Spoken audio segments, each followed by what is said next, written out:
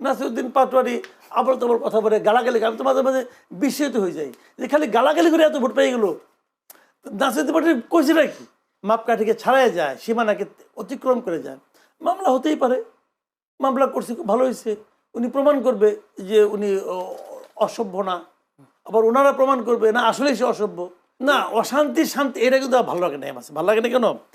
আপনি শান্তিতে থাকতে পারবেন না আপনার কারণে, তার সঙ্গে আমাকে অশান্তি করার সঙ্গে এটা সম্পর্কটা কি? আপনি জুলাই সনদ থেকে এইটুকু নিবেন এইটুকু নিবেন না, এটা আমরা চাই না। আমরা যে অ্যাজ এ হোল প্যাকেজ হিসেবে আপনি কি নিলেন বলেন, তারপরে আমরা আলোচনা করবো। মাসুদ কামাল, আজকে নাসিরউদ্দিন পাটোয়ারি তার বিরুদ্ধে মানহানির অভিযোগ তুলে মির্জা আব্বাসের বিরুদ্ধে, মির্জা আব্বাস তিনি মানহানির অভিযোগ তুলে তার একজন হয়ে মামলা করেছে নাসিরউদ্দিন পাটোয়ারির বিরুদ্ধে। নাসিরউদ্দিন পাটোয়ারি অবশ্য এর আগের দিনে একটা ঘোষণা দিয়েছে, আমাদেরকে অশান্ত করলে আপনারাও শান্তিতে থাকতে পারবেন না। তিনি একটা বক্তব্য দিয়েছেন। নাসিরউদ্দিন পাটোয়ারির বিরুদ্ধে মামলা এবং নাসিরউদ্দিন পাটোয়ারির বক্তব্য দুটোকে আপনি যদি মূল্যায়ন করতে বলি কি বিশ্লেষণ করবেন? দেখেন, মামলা হতেই পারে। নাসিরউদ্দিন পাটোয়ারির বিরুদ্ধে মামলা হওয়ার মানে সুযোগ আছে। উনি অনেক কথাবার্তা বলেন, এরকম উল্টোপাল্টা কথাবার্তা বলেন।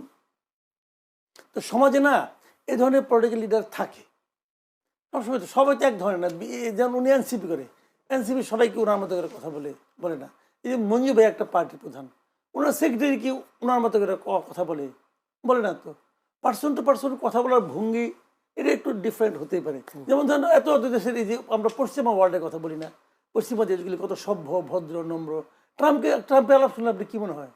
ভদ্র মনে হয়, নম্র মনে হয়, সুস্থ মনে হয় না? তো তো থাকে ভাই। আবার ট্রাম্পের আগে বাইডেন অথবা ওবামা, তার সঙ্গে ট্রাম্পে মিলাইতে পারবেন না আপনি। কিন্তু সে তো বিশাল ভোট পায়, পাবলিক তারা ভোটও দেয়।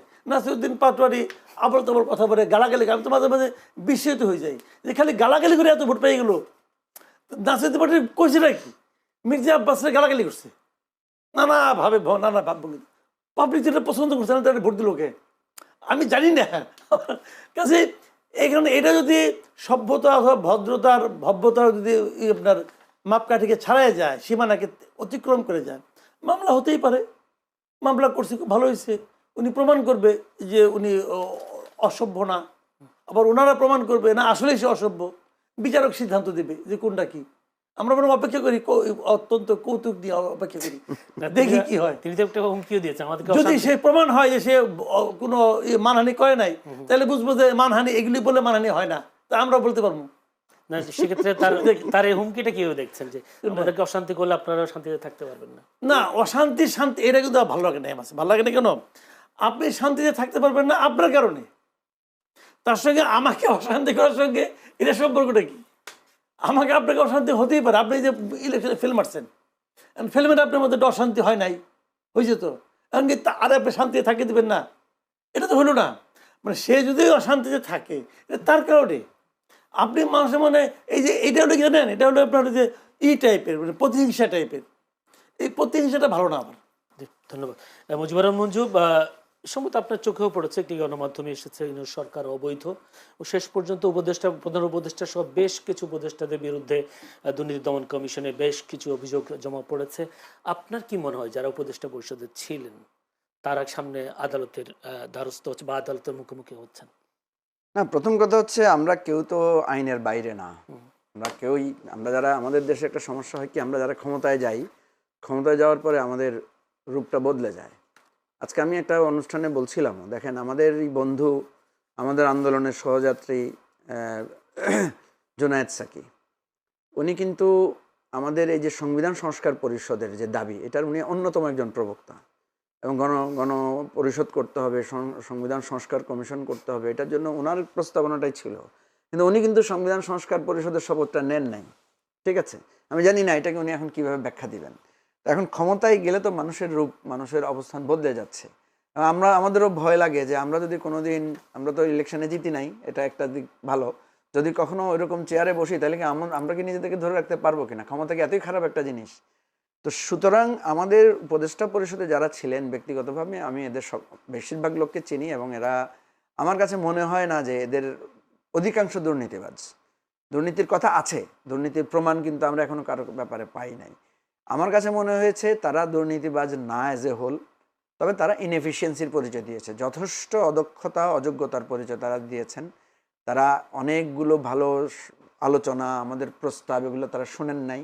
রাজনৈতিক দলগুলোকে ঐক্যবদ্ধ যেটা তারা করতে পেরেছিলেন, সেটার একটা গুড যে ফলটা ফ্রুটস তারা রিকভার করতে পারতেন, সেটা তারা করেন নাই।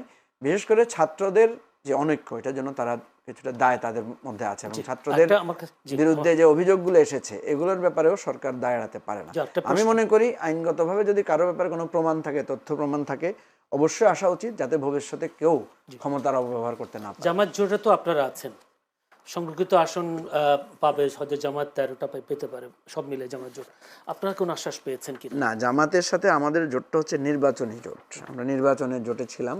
এখন জুলাই সনদ বাস্তবায়নের ইস্যুতে আমাদের এটা একটা রাজনৈতিক জোট আকারে কনভার্টেড হবে কিনা এটা নির্ভর করবে বিএনপি জুলাই সনদকে কিভাবে নিচ্ছে।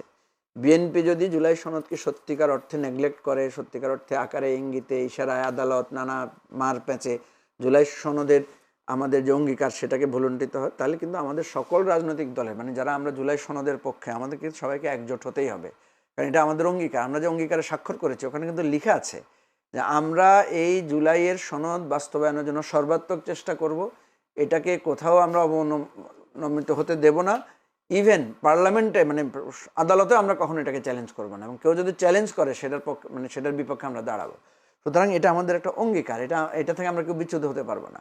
জামাতের সাথে আমাদের যেই ঐক্যটা সেটা নির্বাচনী ঐক্য, এবং সেই নির্বাচনী ঐক্যকে কেন্দ্র করে এখন যদি জুলাই জোট কেন্দ্রিক আন্দোলন হয়, বিএনপি যদি এখানে অনমনীয় থাকে, তাহলে সেটা আরেকটা ফার্দার একটা স্টেপস তৈরি হবে।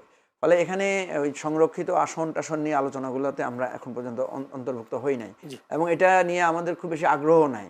আমাদের মূল আগ্রহ যেটা, সেটা হচ্ছে জুলাই অভ্যুত্থানের ভিত্তিতে বাংলাদেশটাকে যদি আমরা নিতে পারি, এখানে আমাদের রাজনৈতিক বিরোধ, ক্ষমতার পালা বদলে এই যে দলীয়করণ, এই সমস্ত অনেক কিছুর একটা গাইডলাইন, সঠিক লাইনে আমরা আসতে পারবো। সেদিকে আমাদের মনোযোগটা বেশি। মাসুদ কামাল, আপনাকে যদি এই প্রশ্নটাই করি, জুলাই সনদের আসলে বাস্তবায়ন, যদি এই জুলাই সনদের ভবিষ্যৎটা কি, আপনি যদি একটু বলতেন।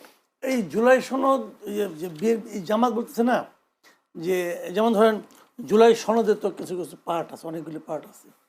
যেমন বিএনপি বলতেছে যে আপনার ডেপুটি স্পিকার আপনারা কাকে বানাবেন, নাম দেন। ডেপুটি স্পিকার বিরোধী দল থেকে হবে, এটা তো জুলাই সনদের আছে। তারা অভিযোগ করেছে লিখিত কোনো তারা প্রস্তাব দেয় না, মৌখিক বলুক, তারাও মৌখিক দিতে পারতো, না দিয়ে তারা একটা মৌখিক উত্তর দিছে। সেই উত্তরটা কি, যে আমরা জুলাই সনদটাকে একটা প্যাকেজ হিসেবে দেখি, এই প্যাকেজ হিসেবে না হলে আমরা নাম দিব না। এটা হলো জামাতের মৌখিক বক্তব্য। তার মানে আপনি জুলাই সনদ থেকে এইটুকু নিবেন, এইটুকু নিবেন না, এটা আমরা চাই না। আমরা যে অ্যাজ এ হোল প্যাকেজ হিসেবে আপনি কী নিলেন বলেন, তারপরে আমরা আলোচনা করব। এই যে জামায়াতের বক্তব্যটা, এটা হলো জামায়াতের একদম পলিটিক্যাল স্ট্যান্ড। এই বক্তব্যের উপর ভিত্তি করেই তারা কিন্তু ওখানে শপথ নিছে যে আপনার সংবিধান সংস্কার পরিষদের সদস্য হিসেবে। কিন্তু আমার ধারণা হলো তাদের এই স্ট্যান্ড আসলে তারা আলটিমেটলি বাস্তবায়ন করতে পারবে না। মানে জুলাই সনদ as a whole, as a package, সেটা বাস্তবায়িত হবে না। এটা এখন ক্লিয়ার হয়ে গেছে, হবে না। এই কারণে এটা বাস্তবায়ন, এটাকে আপনার পুরো সনদটাকে বাস্তবায়ন করার জন্য তো সংবিধান সংস্কার পরিষদ একমাত্র করবে। তো তার মেম্বার হিসেবে তো 213 জন শপথই নেয় নাই, মানে 212 জন বিএনপি আর রুবিন ফাহানাও নেয় নাই। 213 জন তো এটা শপথই নেয় নাই। যদি শপথ না নেয় তাহলে আপনার 77 জনের ভোট যদি এটা পাশ করতে পারবেন না, এটা সিঙ্গেল মেজরিটিও হয় না, তাহলে তো এগুলো হবে না। কাজে জুলাই সনদ অ্যাজ এ প্যাকেজ, এর ভবিষ্যৎ অন্ধকার, আমি এটা বাস্তবতা দেখি না। যে জিনিসটা হবে বলে আমার ধারণা, সেটা হলো কি, ওই 31 দফার সঙ্গে জুলাই সনদের অনেকগুলি মিল আছে। যেগুলি মিল আছে তারা সেগুলি নিবে, বাকিগুলো তারা নিবে না রে ভাই। যেগুলি তারা নোট অফ ডিসেন্ট নিবেই না, নিবে না, এবং এগুলো হবে। যে কারণে এটা আলটিমেটলি কদ্দূর কী হবে আমি জানি না। যেমন আমার জুলাই সনদের সবচেয়ে আমার আগ্রহের জায়গাটা ছিল হলো আপনার উচ্চকক্ষ, এবং সেখানে পেয়ার পদ্ধতিতে। এটা আমি ব্যক্তিগতভাবে আমি এটা পছন্দ করতাম যে এটা যদি হতো। উচ্চকক্ষ হবে, পেয়ার পদ্ধতি হবে না। পেয়ার পদ্ধতি না হইলে এবার উচ্চকক্ষ অর্থহীন হবে, এবং সেটা আর বাড়তি কিছু খরচ বাড়াবে। তার জন্য আলাদা একটা আপনি বানাবেন, একদম এটা হলো কি, ওই যে আপনার ওই মানে ওই মহিলা এমপিদের মতো অবস্থা হয়ে যাবে। এটা এরশাদের 30 সেট অলংকার, এটা 100 অলংকার হবে। জি জি, ধন্যবাদ ভাই। দর্শক, আমাদের হাতে সময় একেবারে নেই। দুজন আলোচক বেশ করে Mujibur Rahman Manju, chairman AB party, Masud Kamal senior সাংবাদিক ও কলামিস্ট, দুজনকে অসংখ্য ধন্যবাদ আজকের এই অনুষ্ঠানে প্রাণবন্ত আলোচনা করবার জন্য।